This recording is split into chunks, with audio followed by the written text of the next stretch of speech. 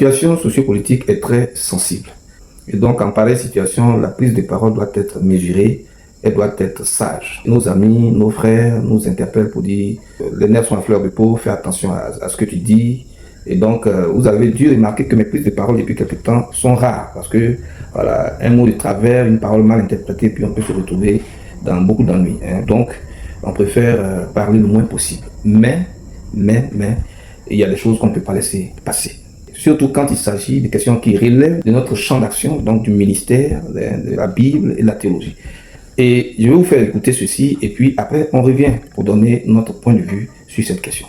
Déclaration du Conseil fédéral des églises évangéliques et de l'Observatoire national des églises protestantes évangéliques de Côte d'Ivoire. Le Conseil des évangéliques de Côte d'Ivoire et l'Observatoire national des églises protestantes et évangéliques tient à informer la communauté chrétienne nationale et internationale que, après prière, délibération et discernement spirituel, il a été constaté que le prophète Eli Pada a rendu public des paroles attribuées à l'Éternel, déclarant notamment qu'il n'y aurait pas d'élection présidentielle en Côte d'Ivoire le 25 octobre 2025.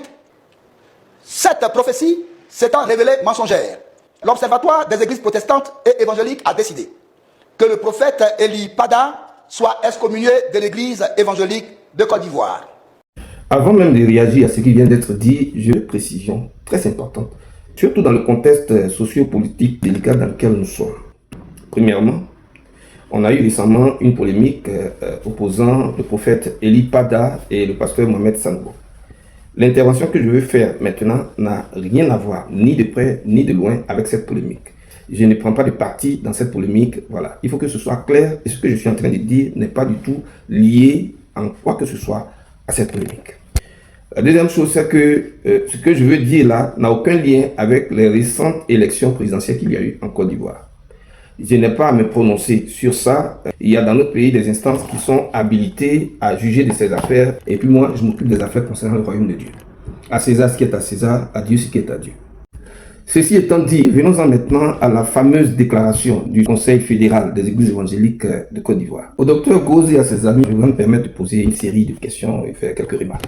Et la première de ces remarques, c'est qu'il n'existe pas en Côte d'Ivoire une église évangélique, mais des églises évangéliques. Et on les compte par centaines et par milliers. Donc, on est bien curieux de savoir quelles sont ou quelle est l'église évangélique qui l'a mandaté pour parler au nom de tous les évangéliques de Côte d'Ivoire. C'est ma première préoccupation. Puisqu'il est docteur, je suppose qu'il le sait. Ce qui nous particularise, nous, les églises évangéliques, c'est que notre gouvernance, la gouvernance de nos églises n'est pas centralisée comme c'est le cas, par exemple, de l'église catholique romaine qui reconnaît un seul grand chef, le pape. Il n'y a pas de pape chez les protestants et chez les évangéliques. Nous ne sommes pas un bloc monolithique. Nous sommes, on va dire, un groupe hétérogène, et si je veux être méchant, j'allais dire hétéroclite, de dénominations diverses, mais nous nous mettons en fédération pour coaliser nos forces et travailler à atteindre des objectifs communs. Voilà comment nous fonctionnons partout dans le monde. Vous avez en France le CNEF, en Côte d'Ivoire, la plus ancienne et la plus grande de ces fédérations, c'est la FECI, Fédération évangélique de Côte d'Ivoire. Il y a CNPC, il y a le consistoire, ceux-là on les connaît, mais Conseil fédéral, moi c'est aujourd'hui que j'entends parler de ça pour la première fois.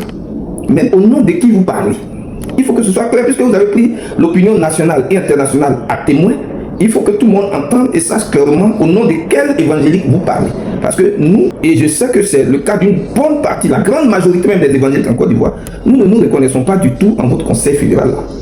Vient ensuite la question de l'excommunication du prophète Eli Pada. Je reprécise encore une fois, mon souci ici, ce n'est de défendre ni Pierre ni Paul. Ça ne m'intéresse vraiment pas. Puisque c'est au nom de la défense de la vérité des Écritures que vous prétendez pouvoir prendre cette décision, moi c'est au nom de cette même orthodoxie doctrinale que je vous interpelle et que je vous interroge. Donc, restons-en là. Et je veux donc savoir, depuis quand une fédération détient-elle une autorité supra-dénominationnelle pour sanctionner de manière unilatérale un serviteur de Dieu? C'est sur la base de quel texte des Écritures vous détenez cette autorité? Ou alors, c'est vous le nouveau pape des églises évangéliques? Dites-le nous clairement. Ce que nous savions jusque-là, c'est que les fédérations d'églises de dénomination ont un pouvoir représentatif, voire administratif. Le pouvoir disciplinaire proprement dit incombe à la dénomination ou à l'église locale dont la personne visée est membre. Maintenant, si le prophète Eli Pada est un de vos fidèles, ou alors s'il appartient à l'une des dénominations qui a souscrit à votre fédération, précisez-le. Voilà, parce que à part cela, vous n'avez aucun pouvoir de le sanctionner. Je vais dire bibliquement parlant. J'en vois quelques-uns sur les réseaux sociaux là, non, il faut lui pardonner, tout bien intérêt d'entendre des frères. Non, les frères, il n'a aucune autorité pour prononcer une sanction sur quelqu'un qui n'est pas son fidèle, qui n'appartient pas à la dénomination dont il est le premier responsable. Tant qu'on reste dans la parole de Dieu, la sanction qu'il a prononcée là, elle est nulle et de nul effet. Voilà, mais je ne sais pas s'il a d'autres moyens pour la faire appliquer. Dans la Bible, la sanction disciplinaire obéit à des règles strictes. Il y a qui peut sanctionner qui et pourquoi. Tout le monde n'a pas autorité pour sanctionner tout le monde. Shalom, shalom.